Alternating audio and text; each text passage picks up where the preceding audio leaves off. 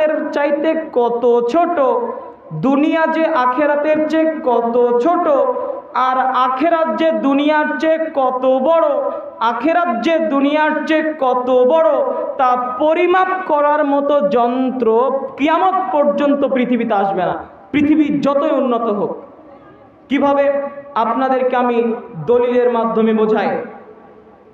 মুস্তাওরিদ ইবনে Shaddad রাদিয়াল্লাহু তাআলা আনহু বলেন, রাসূল সাল্লাল্লাহু আলাইহি ওয়াসাল্লাম বলেছেন, ওয়াল্লাহি, আল্লাহর শপথ করে বলছি, লাদ দুনিয়া ফিল আখিরা, দুনিয়া হলো আখিরাতের তুলনায় অরূপ, ইল্লা আইয়াজআলা আহাদুকুম ইসবাআহু ফিল ইয়াম্মি ফালইয়ানদুর বিমা ইয়ারজি।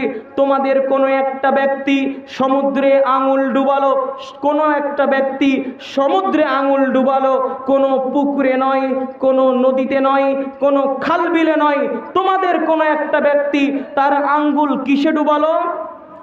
সমুদ্রে ডুবালো। সমুদ্রে ডুবিয়ে তার আঙ্গুল তুললো, তোলার পরে সে এখন দেখুক যে তার আঙ্গুলে কতটুকু পানি এসেছে।